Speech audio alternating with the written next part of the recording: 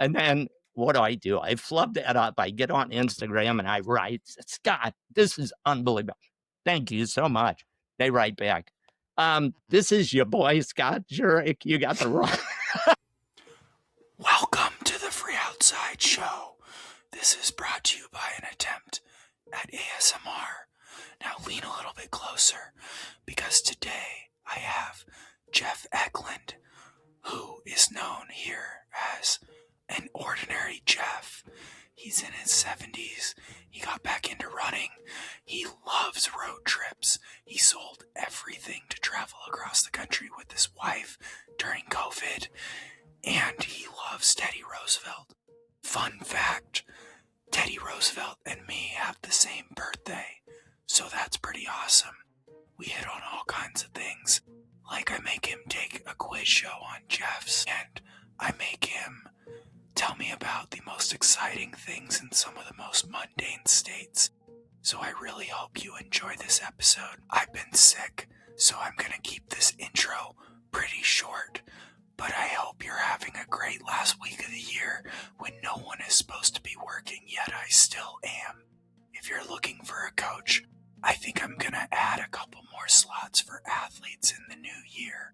So hit me up on Instagram or email jeff@freeoutside.com. And we're gonna open up our guest list to more than Jeff's as we enter the new year. Thank you guys for listening. You can support the show at patreon.com/freeoutside or give us a 5-star review because that's really good for our show and makes me feel good about myself. I just had some chicken noodle soup, so I'm gonna wrap up this intro. But thank you guys. Here is Jeff Eklund, also known as the Ordinary Jeff. Today on the Free Outside podcast, we have yet another Jeff. We have Jeff Eklund here coming live from North Carolina. Well, live to tape, as they say. And I wanted to start off with something that I think everyone will be into, but you're going to be our contestant. So I have a Jeff quiz show. All the answers are different Jeffs. And so let's see how many you can get right. Are you ready? Oh, jeez. Sure. All right. We're going to start off pretty easy. Which Jeff founded Amazon? Bezos. Perfect. All right. We got one right. We're ready. Which Jeff hosts the reality show Survivor? Hell if I know. I watched Alone, but I did not watch Survivor. All right. It's okay. This is as much for the listeners as it is for you. You're not going to win the $1 million, luckily, for our bank account here. The answer is Jeff Probst. Next question. Which Jeff has completed the calendar year Triple Crown? Jeez. The answer, well, it's not you, right? But it is you. Yeah. It is. Yes. Yeah. All right. Because I'm thinking, AT, wait a minute, he did the divide, he did PCT, all those things. Yes, I would say you. Perfect. Have you done 21 FKTs? Is that right? I think so. Yeah. That's what they listed. Yeah, we'll take it then. I don't look at my stats too much. This one you're probably going to need to refer to your sweatshirt and show it to us. Which Jeff played the dude in The Big Lebowski? The Deuterino. I love it. And not only that, I looked at it, and with your hat off, that could pass, man. That could be you. That could be you. It could be me. If I took one more left turn, I would have ended up in movies, I think. There you go. And drinking White Russians and counting your money. Yeah, that'd be tough. All right. Let's see. Let's do two more.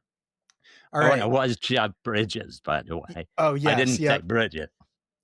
All right. Which Jeff is known for Jurassic Park, The Fly, and a number of other movies?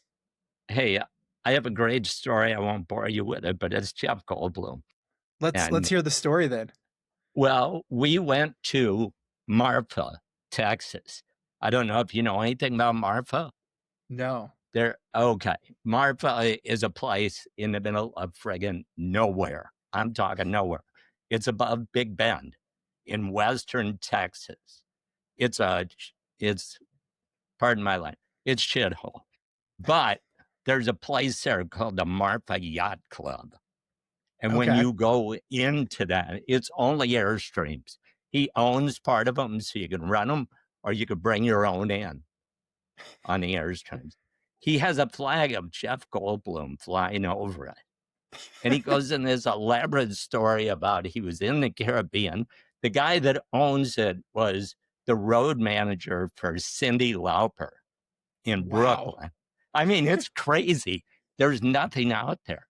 But the Coen brothers have filmed there. Frances McDormand has been out there. And it's just kind of an artsy, crafty hole in Texas. But it's worth it because you go and see the Marfa lights. They've never been able to explain the Marfa lights. You go out to an observation deck, it gets dark, and all of a sudden, miles away, you see a light, and then a light, and a light, and a light, and a light. And they've never been able to explain it. They said UT tried to investigate it. They said, oh, it was cars.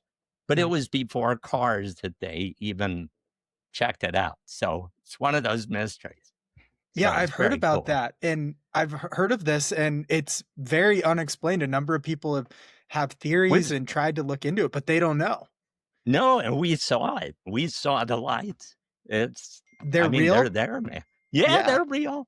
Yeah. Okay. It might, you know what it is? It's probably you and the other guys running around with your lanterns on out there in the middle of friggin' nowhere, and they can't figure it out. I've got a confession. They do hire us to run down there and run around with lights on. Yep, that's it.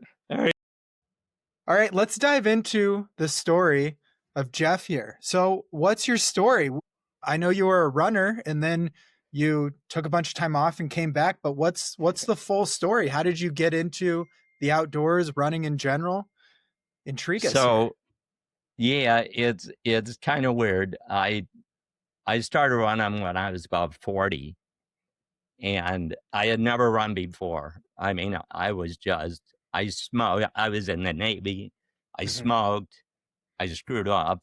I did all sorts of things. Didn't finish college, any of this stuff, right? But I had a decent job and stuff. And then I had a little marriage, and then I had a little unmarriage. But then I met this young lady, and I fell in love with her the first time I met her. True story. And she was a runner. So I became a runner, right? And so I would travel all around for my job. And I went to Chicago one night, and I saw they were going to have the marathon, the 5K. I thought, well, I'll do the 5K. That's great. The next year I went at 42. I had no friggin' idea what a marathon was about, but I was blessed with, I met another person in St. Louis. That's where we're from. And her name is Marty Cooksey. I don't know if you've ever heard of Marty Cooksey. I don't think so. She came in second to Greta Weitz in the New York City Marathon. She crawled over the finish line. True story. There's videos of it. She had overtrained, and she led most of the way. She's won LA Marathon. She's a gold medal winner in the Pan Am Games. I mean, she was the real deal. And she was my massage therapist.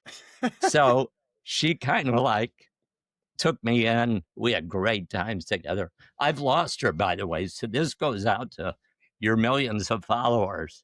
Anybody millions, in Colorado, tens of millions. Sorry, I forgot you. But somewhere in Colorado, I believe Marty is still out there, but I can't find her. We haven't seen her. We lived outside of Portland for about 3 years, right at the 2000, around the year 2000. That's the last time we saw her. But anyway, so I went to Chicago and I ran a 3:16, and I had no idea what I was doing. 42 years old, I qualified for Boston. because it was 3:20 that year. But at Yeah. mile 20, when I was getting hallucinogenic and all that stuff, some lady saved my life. She had her kids giving out Jolly Ranchers. So they gave me a hit of a peach Jolly Rancher and a piece of banana, and I was able Wow. to finish. So I did not go to Boston because my first son, I did marry the young lady that I met. Oh, good. Yeah, we were all on the edge of our seat. Yeah, 35 years, 33 years. So Yeah. she's wonderful. But anyway, my first son was born 6 days after Boston, so I didn't go. I didn't go. Also, I never qualified again, but maybe I will, the 75 and above. But Yeah. anyway, so I ran Chicago twice. That was before the money too. There was 7,000 people at Chicago. There's Wow. 50 now, right? Yep. I did Portland. I did St. Louis. I did Chicago again. Then I did the inaugural Rock and Roll in San Diego. Mhm. And it brought back great memories because even though AI doesn't say it, Jeff Galloway was a pacer. Wow. And I wanted to pace with him. And Yep. that was a mistake because I wasn't ready. But I made a pact with someone who I never met before or after. And she goes, we're all going to run together. So I go out there and I'm running with her. All of her friends leave her. And I thought, well, I'm a man of my word. I'll stay with it. Right after they leave, she goes, they probably left because I forgot to tell you. I get sick every time I run a marathon and proceeds to puke all over the place. I had never run over a 4-hour marathon in my other races. It was 5.5 hours. My wife had the 2 kids with her. She left. I was like stranded out there. It was horrible. It was horrible. But I'm a man of my word. She wasn't very honest. So anyway, so I did that. So in 2016 and 2018, I had knee replacements. Mhm. And of course, if you know anything about orthopedists, or maybe it's their lawyers, don't ever run again. Don't run. You can't run. Yep. That's what they tell me. So I didn't until 3 years ago. And my first son, the one that was born in 93, he got picked for New York. First time he ever put in for the lottery, he gets picked. So he says, come on up and watch me. Well, I did. And then I got hooked again. I thought, I could do this. I could definitely do this. Hold on. So this is the son that you missed Boston for. That's right. That's Wow. right. And he's making you go to his marathon. Hey, man, he invited me. It was a pleasure to watch him because he didn't go. I shouldn't tell you. He's texting me right now. But I shouldn't even mention this. But he didn't come close to what I ran. But anyway, but he's making up for that. So anyway, we go up there and I get the bug again. And I forgot what a love I have for running. I mean, I was a baseball player. My younger son, the other one I'll talk about, he was a baseball player. He's an athlete. He is the athlete's athlete. Golf, baseball, right-handed, bats left, golf left, plays hockey left, all that crap. Anyway, so I go up there and I start training again. And I just, mile at a time. And then I said, okay, last Christmas, I said, let's meet in Wilmington. Me, Alex, my oldest son, and David. Alex lives in Brooklyn. David lives in LA. They're both coming out to run in Wilmington. And I get hurt 6 weeks or so before the half marathon. I get stem cell shots, the PRPs. I get everything you could think of, man. I had electroshock going. I had a friend that came in, and I'm doing that constantly. And I thought, I'm running. I don't care. I am going to run no matter what. I got a grind engine. It started in the front, goes all the way back to the piriformis. Anyway, they come down and we run it. We made it. That's the first time I ever ran with either one of them. I mean, we had never run as a family. Wow. So, yeah, and here's the beauty about being an old man. I came in third. I went through it and I came in third. So it was like, damn right, so I could do this because I want to break. I'm down to, I want to break 2 hours and a half. Mhm. That's my What goal. was the first run back like once you saw New York Marathon? Was it scary to start running again, or what did it feel like? It wasn't. It was like meeting up with an old friend, if that Okay. makes sense. I mean, because I love to run. And as you know, and you're, 1 million times longer, because I have fond memories of the Appalachian Trail too, because I was in the Navy and we climbed Mount Washington. Oh yeah. We didn't run it, but we climbed it. So Yep. now that I'm old, we took the Cog Railway up a couple years ago Yeah. that we're on the road. But I love that place. Anyway, it was just like, in a sense, it was just like I say, like meeting up with an old friend again. No And fear. not not really, because I have this problem with people that tell me what I can't do.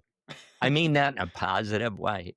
Yeah. I When I started my career, my boss told me that I'd never get this one account, so I went ahead and got it and won Salesman of the Year.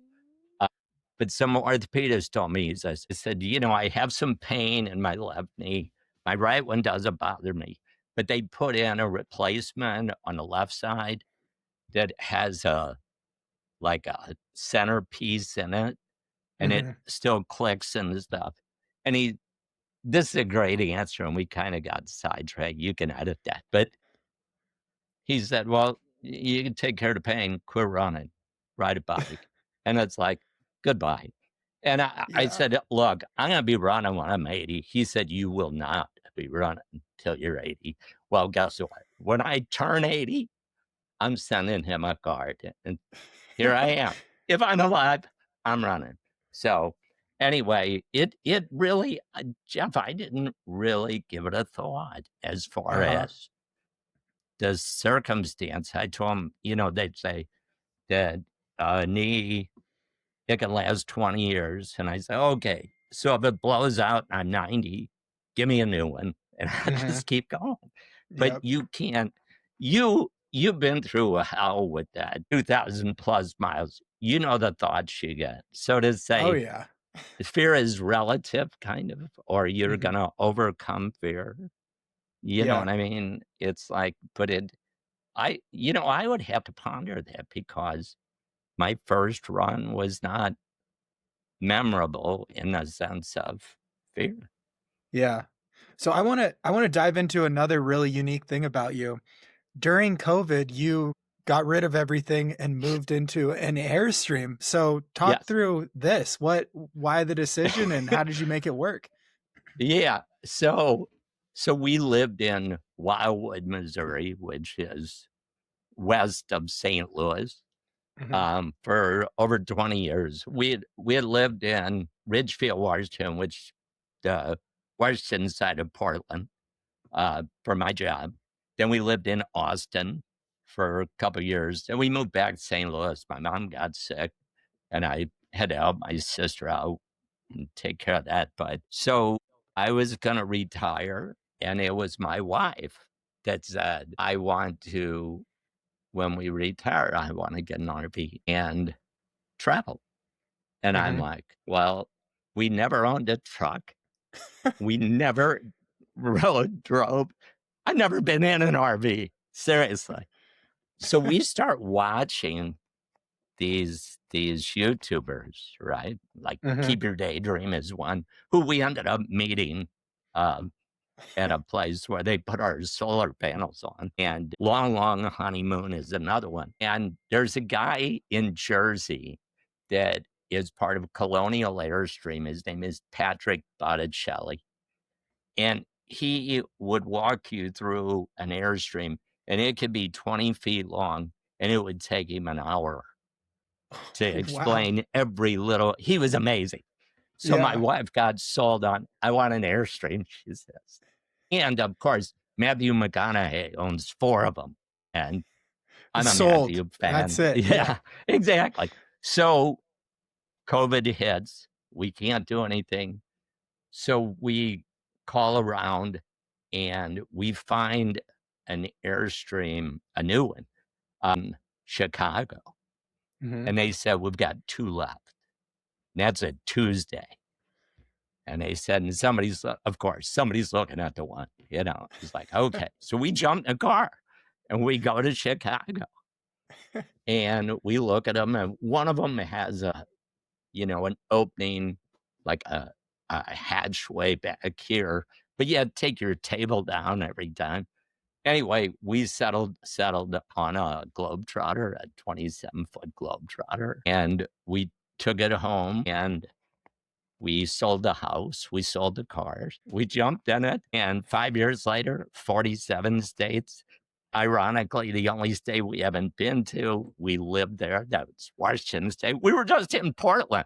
Yeah. I mean, we went by the Eugene Running Club, and I Mhm. just missed Jack Daniels by about 4 days Wow.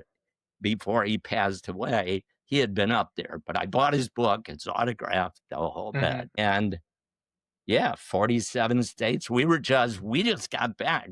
We went from April this year to October. We covered 27 states this year. We Wow. went through Montana, Wyoming, Oregon, California, because my boy and my wife's twin sister are in LA. And yeah, we just did it, man.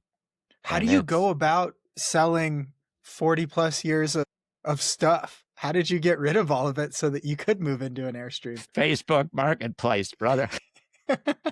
That's it was a lot of it. And I was laughing because I think Jeff from Runner's World was talking about like selling the stuff during COVID Mhm. that you couldn't get bikes. He's exactly right. I sold my bicycle. They gave me a bicycle when I retired Mhm. and a Trek, and I put it on there, and a guy gets out of his car with money in his hand. And I said, well, you want to see the bike? No, I just load it up. It's like, okay, I Wow. will.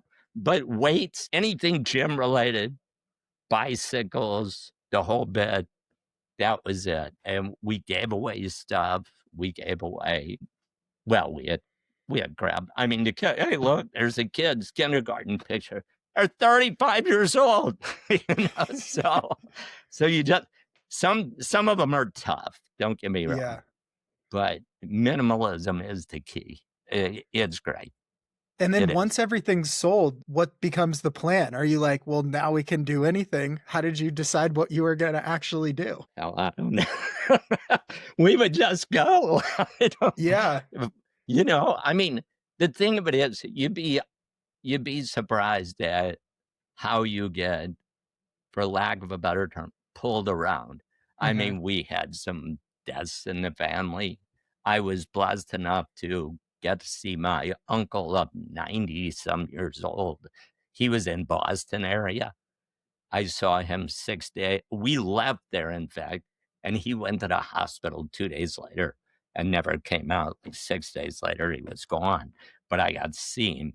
My Mhm. sister, unfortunately, passed. We were in St. Louis. So some of it, we were drawn to other places. And other things were, we just wanted to see the states because, as you know, the political climate now is, if you care, it'll ruin you. Mhm. You get out there and people are people. Most people are amazing. They want the same thing. And the outdoors, they want that. So you Mhm. have common, you know. And if you see things you don't like about one, I won't go into details, but maybe there's a few extra flags. You just say hello, goodbye, and I'm going for Mhm. a run. Yeah. They Yeah. don't usually go with me on a run. So Yeah. it's, but I mean, and I'm very, you probably already can tell, I'm a little bit obsessive. Okay. So, Yeah. and compulsive. And I fell in love with Theodore Roosevelt. Okay. The strenuous life, right? That's a weird life to fall in love with a former president, but here we go. You should look him up, man, because you Me would and him love have the same birthday. Fun fact, me and Teddy got the You're same birthday. kidding.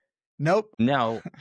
Wow. Well, I actually have an alternate email address, and it's tr@gmail. Wow. That's when he was born and he died. Mm-hmm.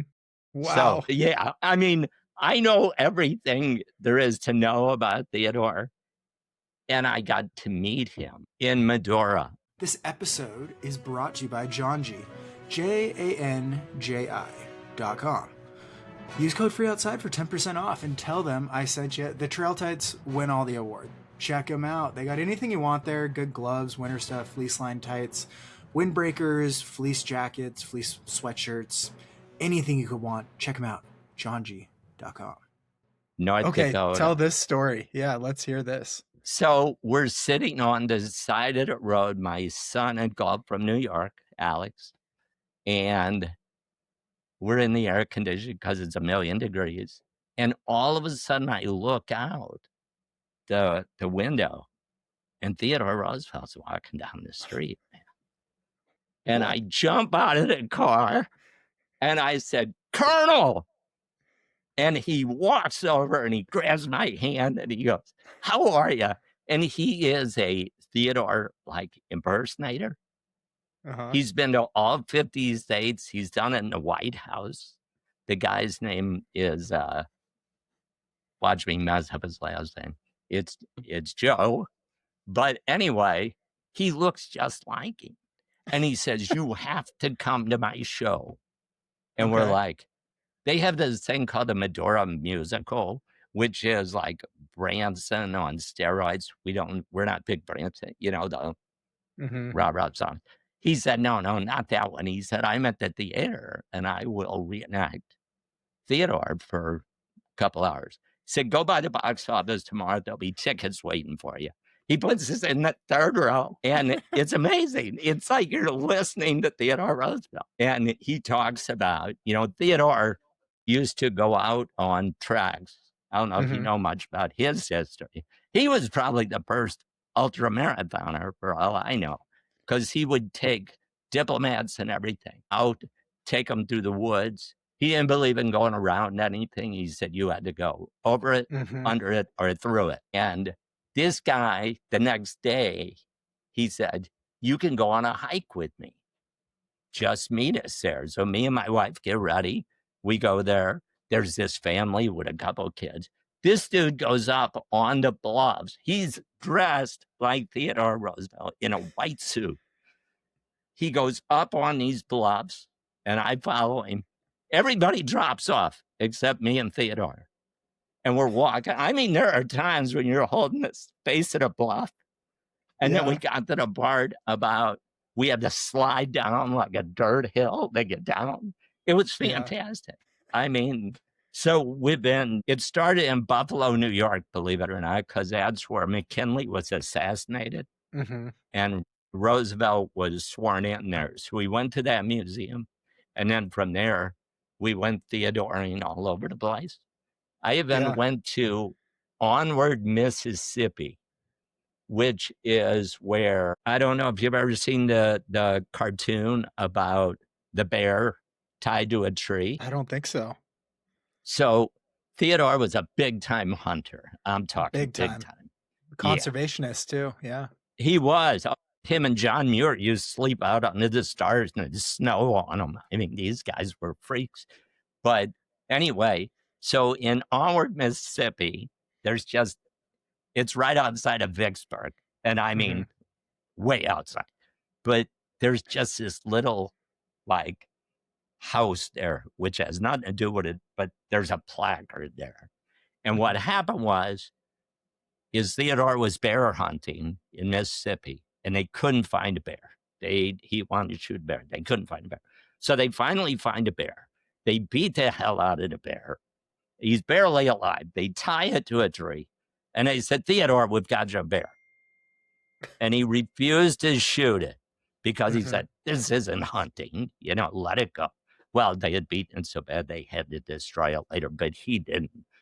2 people heard about it in New York, and they wrote the president, and they said, "We are thinking about making a toy like a bear and would like to call it a teddy bear."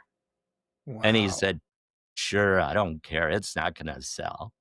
It's like the greatest toy ever made. Best-selling toy of all time. Of all times. Yeah. So, but I've seen the plaque. The plaque. So, been to a lot of Teddy plaques.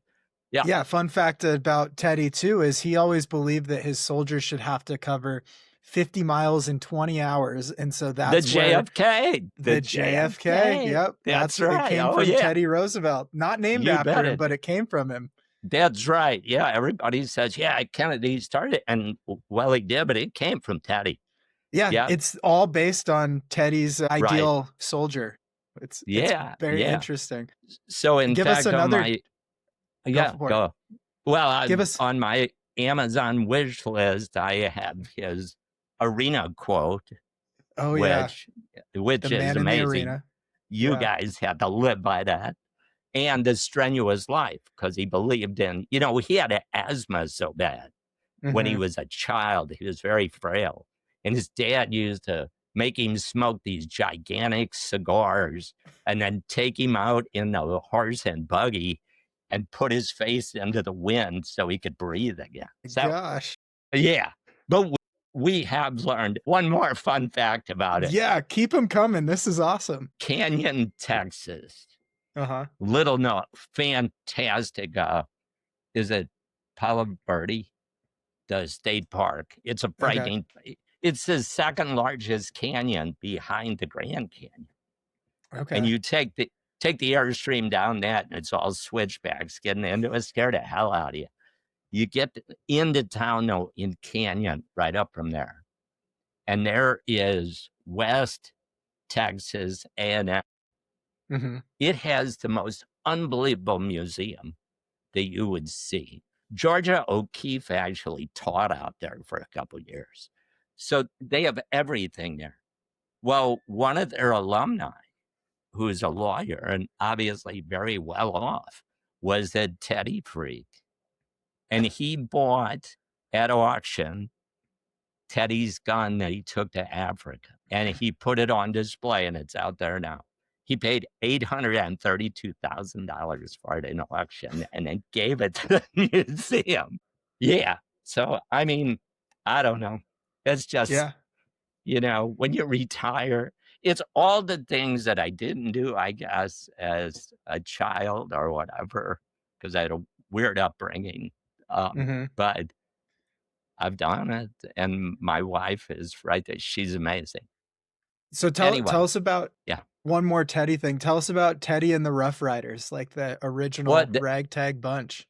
Yeah, and nobody brought it up. They were just at TRE, right? I'm talking about, the running event was there. Yeah. The Menger Hotel is right there.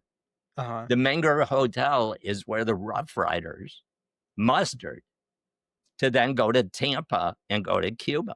Yeah. So it's right there.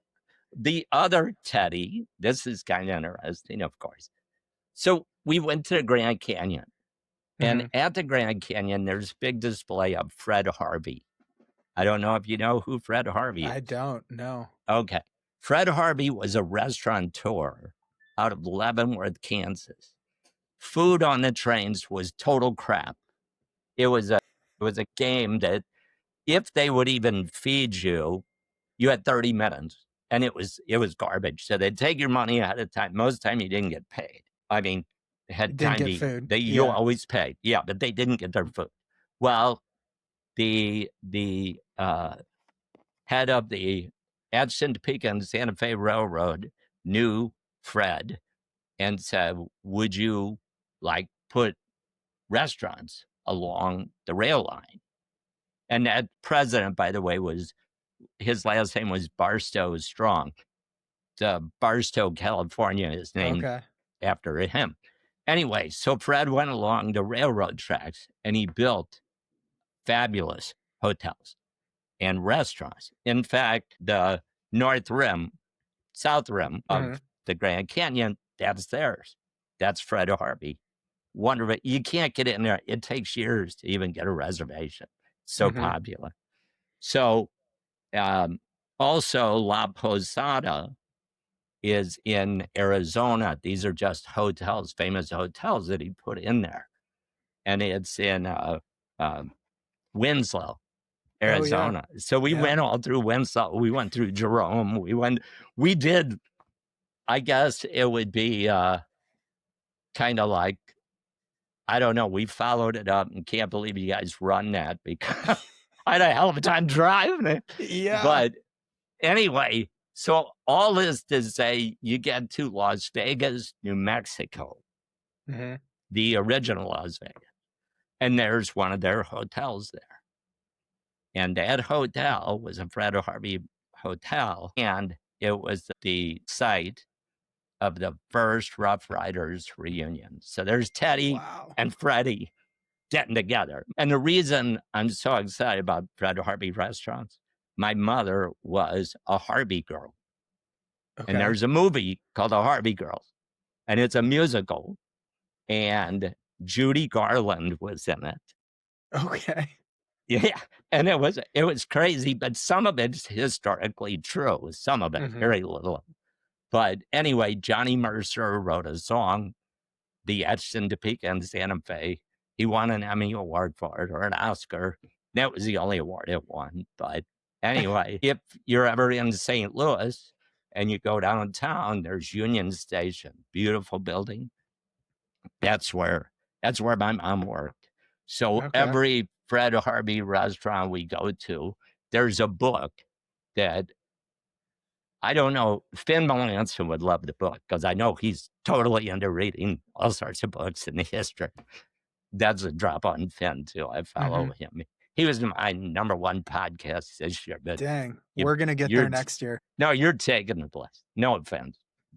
But he has a Jeff on there, too. So Jeff Cold helps him out, right? Yeah. So anyway, so there is a book by Stephen Fried, who I was obsessed about his books, too. But I found it at the Grand Canyon, and it's called Appetite for America. And it talks about all the restaurants and what they went through and the railroad wars and the whole bit. It's an amazing book. In the back of it, it tells you every state that they were in. They were the first women's workforce. They were the first newsstands. They were the first. I mean, they hired waitresses, 18. They had to be 18. They had to sign a contract that they wouldn't get married for the first 6 months. So they could be, because they would go out there. And a lot of people say they're the ones that kind of tamed the West because they were a bunch of gold, the gold miners, stuff like that, shooting each other, stuff like that. And the women would get out there and they'd be in church in a couple months. Yeah. So, I mean, it's just a wild story, but it's wonderful. And everyone that we go to, I have them sign the back of my book where their restaurant is. They've initialed it. It's all over. It goes from Chicago all the way to LA.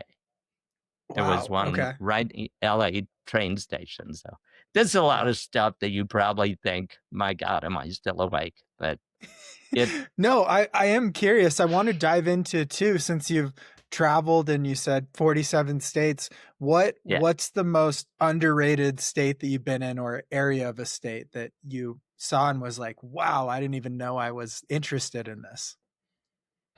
You almost had to split this country up into two pieces because there's a personal side, which is Rhode Island, which is amazing. And I had another friend from the Navy. His name was Jeff Bangs. There we go. I know. Unfortunately, he passed away. He had dementia for over 20 years. And his wife, Laurie, who we went to see, and everybody who meets Laurie falls in love with her because she's like an angel. She took care of Jeff. She would take him out on treks like to Newport and everything else. And he was like a child then, and she would just get him out there and make him live till he passed. So I was stationed there for 3 years, so it's very personal. It's a gorgeous state, though. I don't know if you've gotten a chance to go there. It's one of the 4 states that I've left, actually. So I have never been to Rhode Island. It's worth it. I'm telling Okay. you. And then go up to Maine and eat some lobster, too, because Yeah, that's yeah. fantastic. I never made it to Katahdin, by the way. We always talked about it. But we're going to this year. We're going to stay on the East Coast. That's cool. So what's the other place that's right up there on the west side? I think Arizona. I was agree. shocked at, it's and the reason I said, as you know, East and West, Mm-hmm. mountain ranges, everything else are so totally different. Mm-hmm. But Arizona, I kind of like because of Winslow, because of Jerome. Sedona's a little too rich for our blood. I mean, Yeah. If you stay in the mountains, that's fine. But I don't know. You didn't get the same feeling. But Jerome was so cool of getting up there and seeing what they did, and any place where there were pioneers and, how they built things, and even got around there. Mm-hmm. It is just amazing. It's like Mount Washington, right? On the AT. It's like, really? You really did that? And I love that place too. So it's all right. Here's a couple states that are harder to find things. What is a highlight in Kansas? Believe it or not. So there is something. Fred Harvey's only home is there in Leavenworth. Okay. All right. That's about it. Okay. And it's just a home, but they're trying to rebuild it. They can't get any money. The Harvey family won't even talk to him. So he met a lady, and I gave some of the things that my mom had left over from her Harvey years, like a silver tip jar, things like that, and I donated it to the museum. Mm-hmm. That's, unless I'm forgetting, that's about next. Nebraska's next. Nebraska is unbelievable. It's a gem. All right. Did you know that 2 things? There is an island in Nebraska. Okay. I did not know this. No. It's Grand Island. It's called Grand Island. And if you look at the rivers, there is an island. But more importantly, people thought, like you, like us, what the hell is out there, right? Yep. Well, what's out there is underneath where all that dirt and stuff was, they found the United States' largest aquifer. It goes all the way to Texas, abundant with water out there. Yeah. I mean, California could use some of Nebraska's water. There's also a place, and I don't remember the name of it, in Nebraska where this guy has either collected or built all the cartoon characters, like plastic ones, and you go by there and they're everywhere. There's Minions and there's, you name it, and it's there.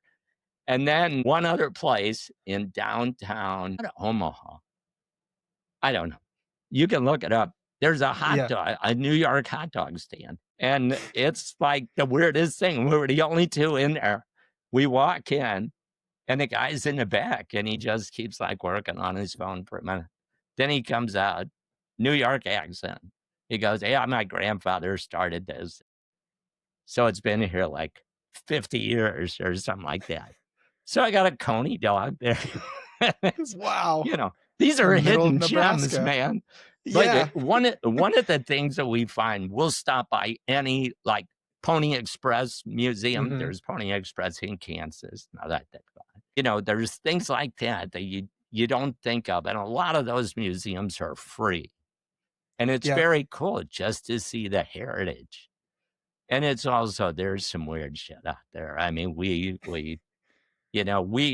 were going through Minnesota, and there's a 20-foot statue of a prairie chicken.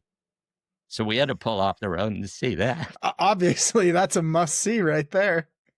There's so many must-sees out there. And then you can go back, and when you're on the trail And that poor guy is pacing you. You can roll through some of these things. Hey, I saw the world's largest ball of string. I saw the world's tallest salesman in Iowa.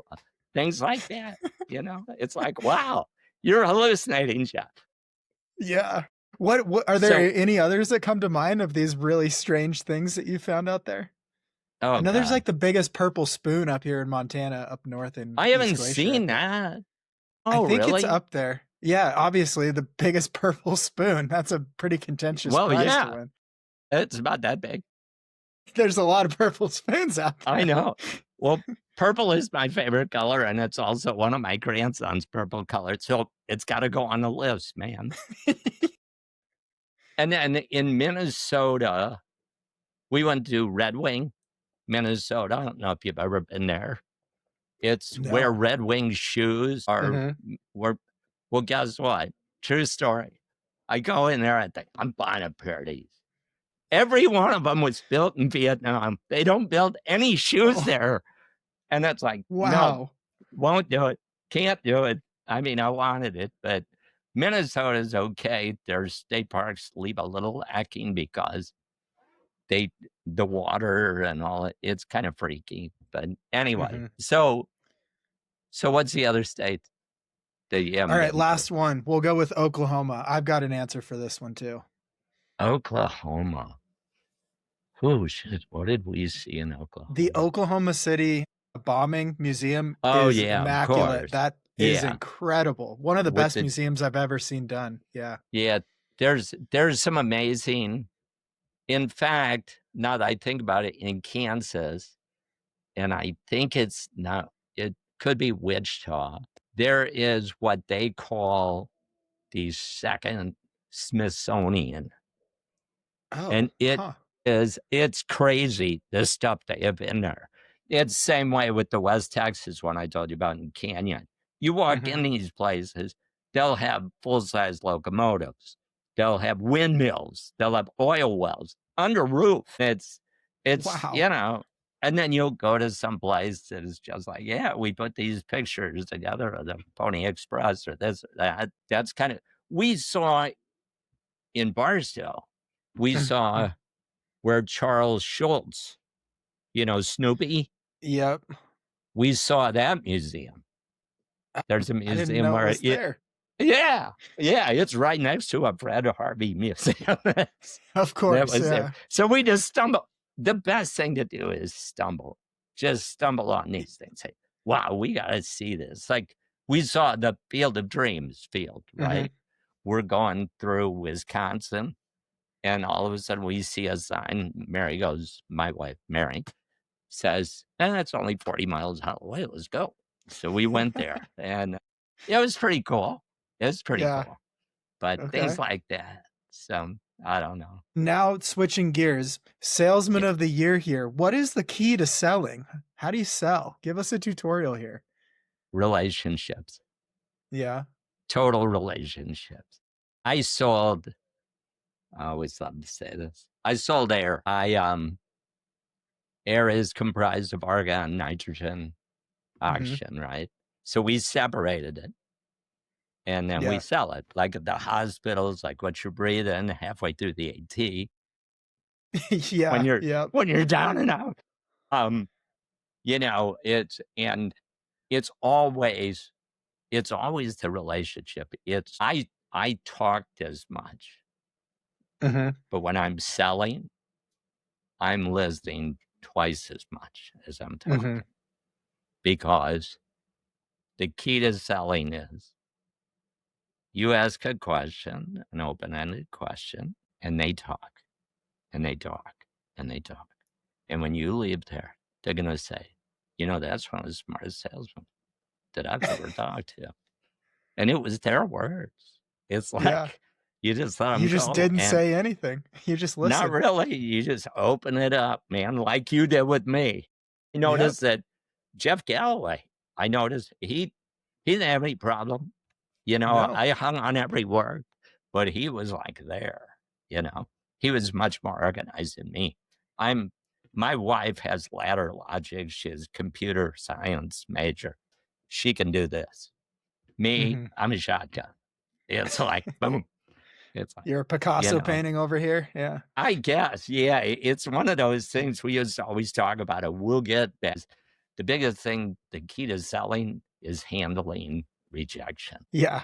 It's the Simple key to as life, that. I think. Yeah. Yeah, it is. You can't let it get you down, man, because, Yeah. it's baseball, right? 3 out of 10. Yeah. Fame, Yeah. I want the last topic or section I want to ask you about is what are some things you wish you knew when you were younger? Like looking back, are there things that you valued more than you should or didn't value enough? And when you're looking back, what do you kind of wish you knew when you were in your formative years? Well, I went to a Catholic all-boys military high school. Whoa. And I wasted that. I mean, I was terrible. I didn't study. I didn't do shit. I wasted my parents' money. Yeah. But I got a communications degree when I was 60 because I Wow. went back to school and I wanted the kids to know that I didn't quit. So I Mhm. went to night school. I always worked in a job in sales that required a degree, but they Mhm. waived it for me because I could sell. But I got a corporate communications degree. So I wish that I would have known, not so much the college part, but not sound conceited about how smart I was in the sense of open to, I mean, my father was an alcoholic, so I didn't Mhm. get a whole lot of, you know, leadership there. Um, But that would be one thing, and I'm not just saying this. I wish I would have known that I could run because I Yeah. wasn't in high school track. I wasn't in any of it. And it's like, wow, if I could run, I'm still running, working my way down, which you had send me your coaching fees because I could use a little coaching because I do want to beat a couple guys. But I'm running, I could still run in the eights. Which, Yeah. at 74 years old, I got something. Was it Had my just that running wasn't a popular thing to do back then or extracurricular activities or why? Because it seems like now it's so easy to get into running. Why was it right. way different But, then? well, when I was in high school and obviously in the college, it was on the cusp. I mean, I was in graduated high school in 68. Mhm. So that was kind of well, is for lack Pre. of pre. That's Yeah. exactly what I was thinking. And he's such an inspiration. I did go by Mhm. Eugene Young Running Company this last Yeah. time through and saw that. But yeah, I think the running, more focus. I wish I would have known that there were certain things that if I would have followed up on that, that I'd love to have another shot at it. And it's something you can't do as a runner. You can't Mhm. think of what you did 10 years ago. It drives me crazy. I love the podcast. Jason Fitzgerald, those guys, and they talk about how old they are now at 40. And I thought, brother, number one, I think that oldsters should get more recognition. Yeah. Ed Whitlock, Jeannie Rice, Ed Mhm. Whitlock at 85 years old ran a sub-4 marathon. Yeah. In his 70s, he broke 3. I mean, Jeannie Rice has a VO2 max of like 58, 60, something like that, and she's blowing them down. Yeah. And so, I really wish it was an oldsters podcast because there's a few, but come on, you know, Yeah. not, they're just not hitting it. We need a club. We need a union. Yeah. Oldster union, You need some representation out there. We Definitely. do. And I'm sure there may be some, but I'm still competitive. I didn't realize how competitive I was. I think that's part of it too, as far as reflection goes. Mhm. Um, but I'm following the 2 guys that beat me in the half marathon on Strava now. Yeah. You're checking So, in on the competition. hey, the dude beat me by a few minutes. It's like I tried to run too, and I guess I went out too fast. I ran at 2:03, you know, so right close, but no cigar. And it pissed me off. The hills, the 3 hills, were in the first 3 miles of a race. So Yeah. I get to mile 11 and I'm slogging at 10, and I thought, what a waste! You're letting your head get to you. But I finished strong, but still. So I do have one other thing that Let's hear it. I figured that I don't even know what time it is. Oh, hell. It seems like we've been talking for hours, or at least I have. I haven't let you. So I bought some, am I allowed to say brands and things? Yeah, you can say anything you want. Yeah. You're the guest. Well, you can always cut it out. Yeah, beauty. Really. It's like, hey, I talked to Jeff Eklund a couple of days ago, and it's a 2-minute podcast now. So I bought some Brooks shoes on their restart program, the shoe gently used, that kind of thing. And they didn't come in. And I thought, that's weird. So I called customer service. And I love Brooks, by the way. I'm talking about their organization is second to none. But their customer service, I think they have younger kids on there. Maybe not the salespeople you're talking about, this and that. And he said, well, we'll check into it. I still don't get shoes. And it goes about 4 or 5 weeks. And I'm like, okay, I'm done with this. I got on LinkedIn and I found the highest ranking manager I could find. And that gentleman's name is Dave Patterson. Within, I went out for a run, like a 3 or 4 mile run. By the time I got back, he had texted me. He had called me. I call him back. He texts me. He said, I'm on a line right now, but I will call you back. He did call me back, like within 5 minutes. And we talked about half as long as me and you have talked. I mean, just different things. He was out of Raleigh, North Carolina. I still haven't met him, but he's probably afraid of me. But anyway, he says, I'm going to send you an email. Just pick out a pair of shoes. It's like, okay. So I do that. And I pick out some Ghost 6. He sends them to me. Sends me a brand new pair of shoes. And I said, well, what happens? It turned out the FedEx label had gotten ripped off. So they went from Pennsylvania, of the restart ones, went from Pennsylvania to California, back to the East Coast, and then North Carolina. They come in too. I said, Dave, what should I do? He said, keep them. No problem. So in our conversations, I had told him how obsessive I was about certain things. And I had read all of Scott Jurek's books. And I said, and I know he's a Brooks, ambassador. And they were going to TRE in Austin. And I said, just in passing, I said, well, if you see Scott, tell him I said a joke. So he writes me back the next week and he says, what was your address? And I give it to him. And he says, Airstream way. Yeah. Yeah. Well, my daughter's house is what I set him up with, right? 4 miles.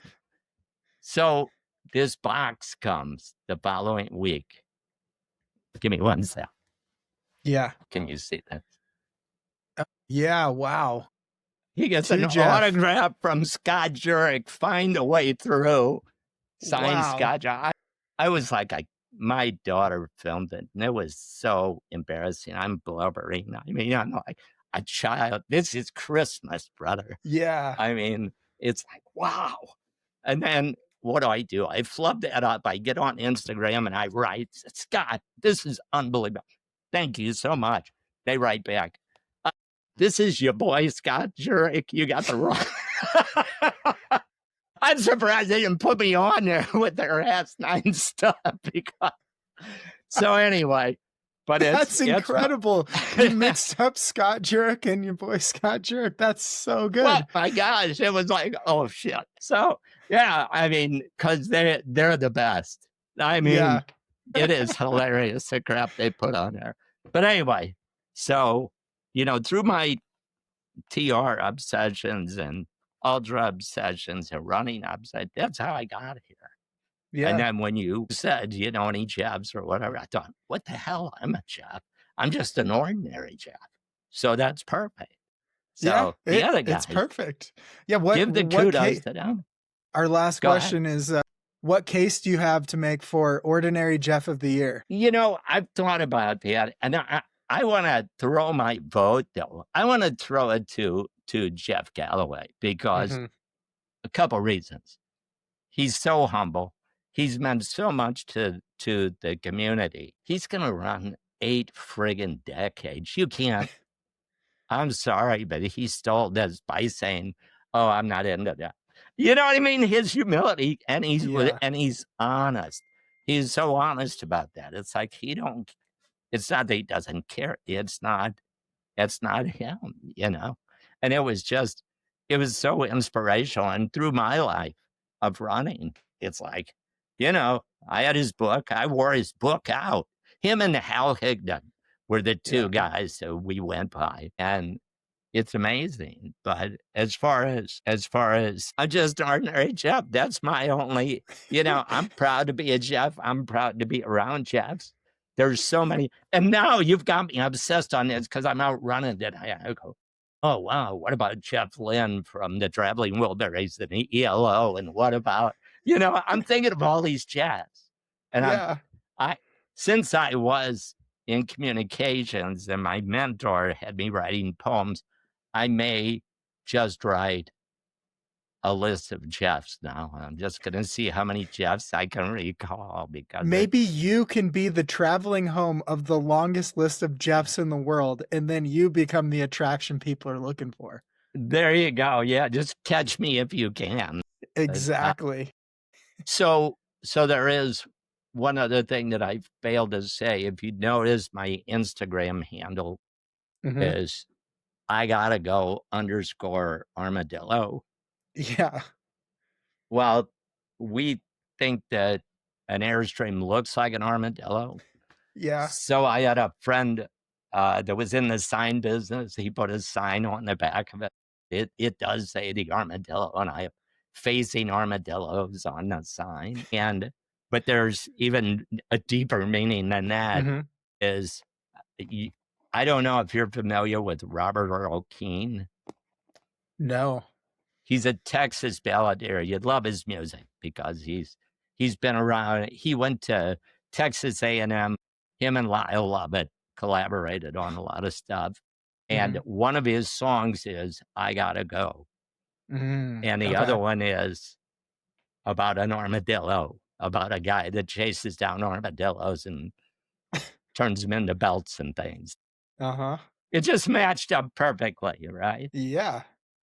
So there you go. So awesome. Well, thanks so much for joining. This was great to get an ordinary Jeff on the show and a big fan of Teddy Roosevelt. Yeah, and Fred Harvey. Don't cut Fred.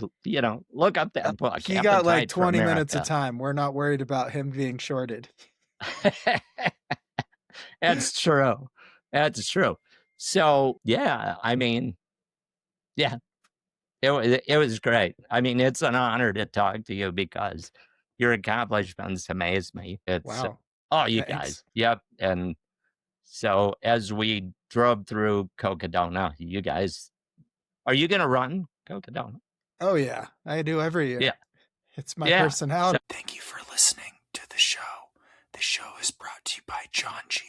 Jan for all your winter running needs or summer running needs, depending on when you're listening to this. I'm still sick, as you can hear from my sneeze. This show is also brought to you by GarageGrownGear.com. You can go there and buy stuff too. Just check them out. I really don't want to keep talking, so also it's by csinstant.coffee. Check us out on YouTube. Support on Patreon. And I'm going to wrap this up because I'm really ready to go to bed. All right. Love you guys. Stay elite, my friends. Get well soon, Jeffrey.